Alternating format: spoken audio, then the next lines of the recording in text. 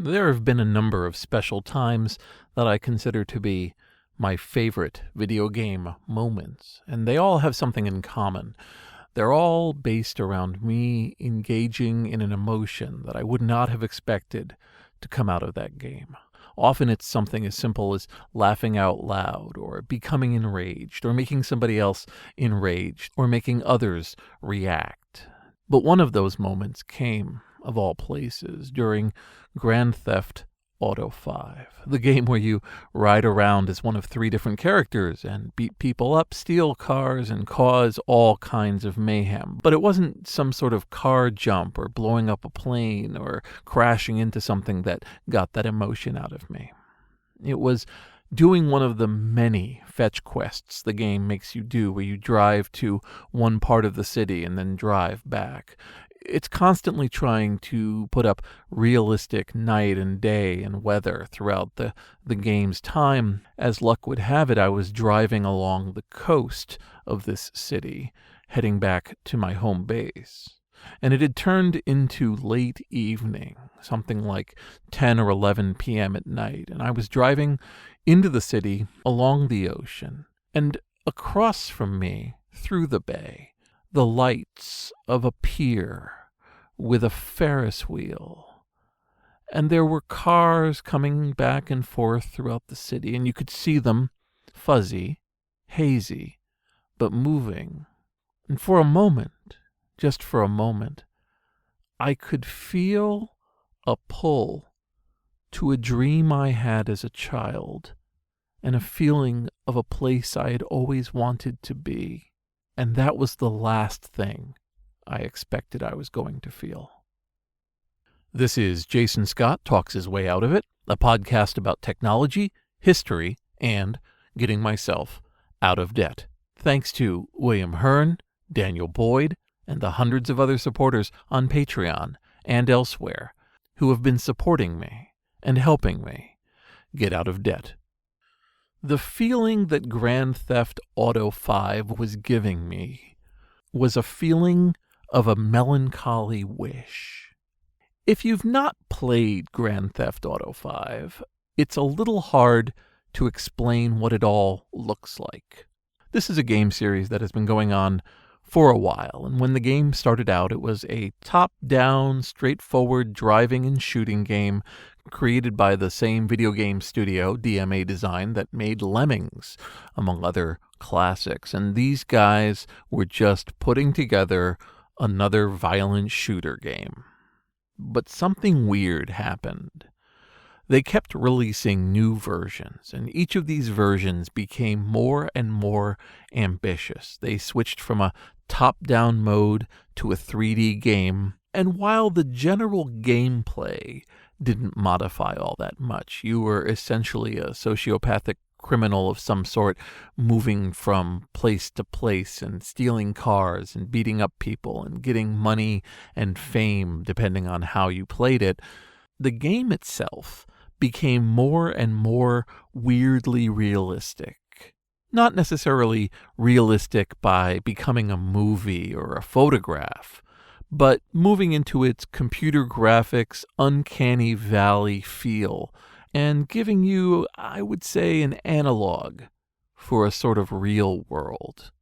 Over time, they made the world of Grand Theft Auto more alive. In a lot of video games, everything is focused towards you. You are a ship, and you are in space, and everything in space is either trying to ram into you or shoot you to death. It's a case where you are the most important thing in the world, the most important concept, the key to everything. You are not just a protagonist, you are the only protagonist this world understands. And Grand Theft Auto started to move in a direction that life was going on around you. People were walking from place to place, having conversations, being picked up by cars, buying things, running, getting into fights, mugging each other, living, to some extent, some sort of lives which you could choose to interrupt or choose to make miserable, but it wasn't reliant on you keeping track of everything. If you got into one of your cars and you happened to drive slowly, you would hear snippets of conversations going on, ones that didn't mention you or have any real plot meaning, but just people living lives. And in a similar way, the sky would slowly change. It would get clouds, it might rain, it would become dark, lights would come on, the city would change its look to reflect what weather or time of day. And in fact, the moon moved according to realistic phases, and the lights coming off of the moon and the sun would reflect accurately on the cars. There were lots of weird little details that they added. If your character walked into the water and came back after only going up to his knees, his legs would be wet and they would slowly dry. The argument about how important or not important this was is something I want to set aside. It was that they had the money at Rockstar Games to pay enormous fleets of people, hundreds, perhaps over 1,000 people, to make something that felt, in its own way, alive. Such that it was that the world of Grand Theft Auto started to have all sorts of way over-engineered aspects of lighting and movement.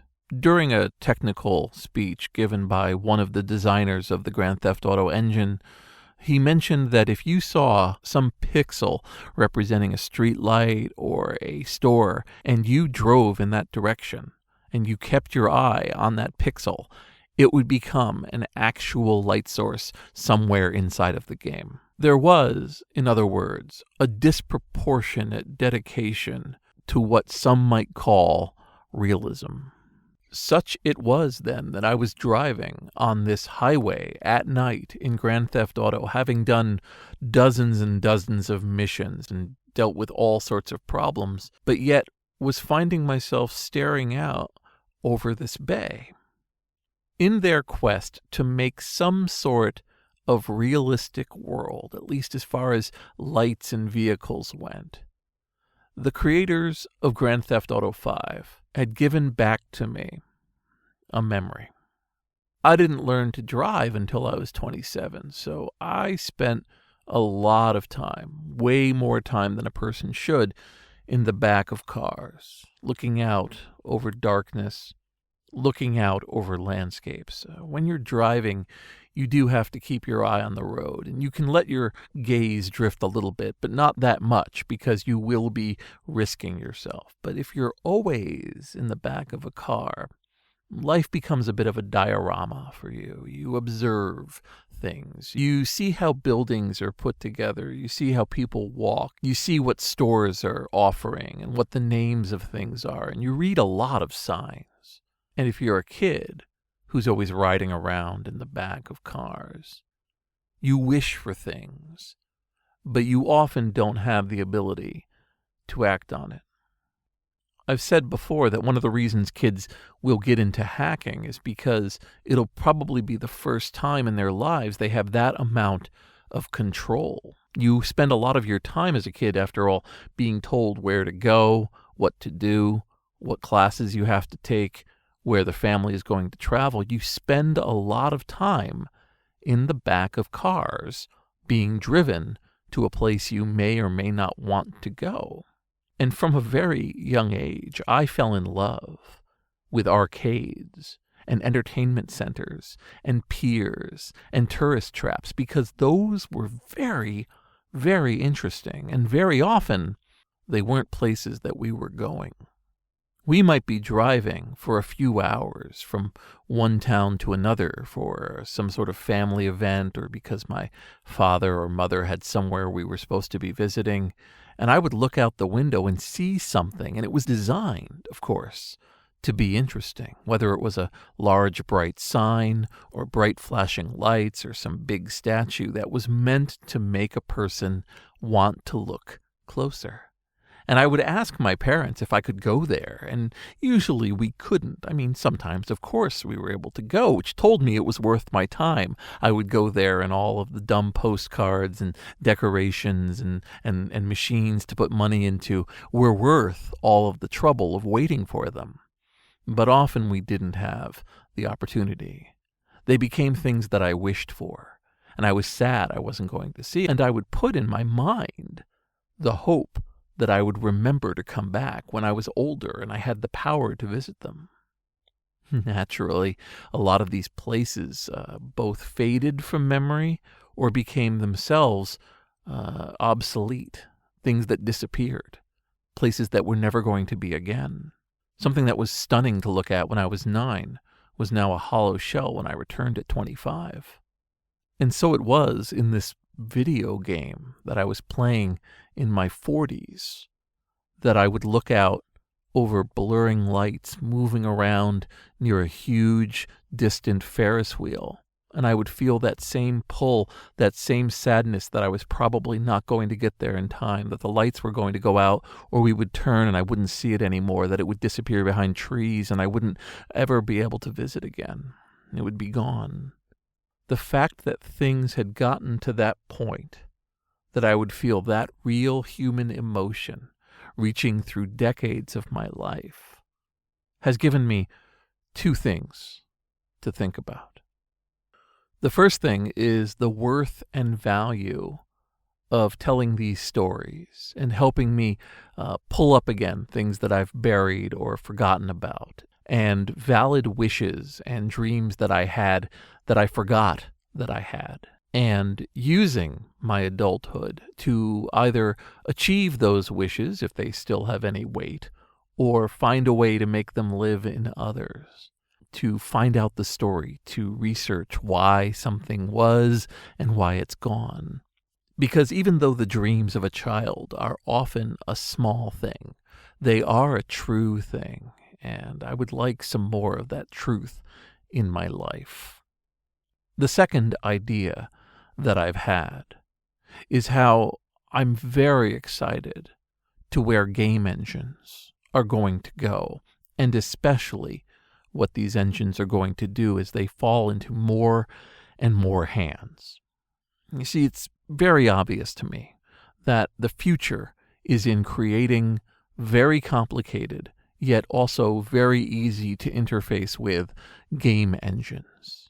These other engines being created by all sorts of firms and then licensed out means that people can focus on their visions and creating worlds that otherwise would never live outside of their minds.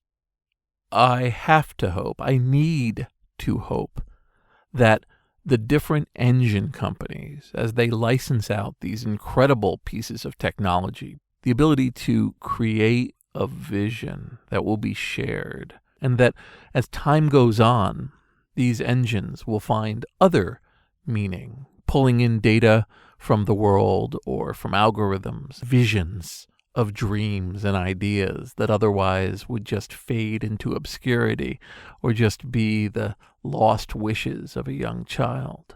I have faith that this is the future. This is what we're going to see. And I am so excited in the years to come. These hazy visions across lakes of darkness are going to be told. This is Jason Scott talks his way out of it. Thanks to Mark Pilgrim, Forrest Fuqua, Scott McCraday, Scott Roseanne, and Simon Morgan, along with the hundreds of other people on Patreon and elsewhere who have been supporting me and helping me get out of debt.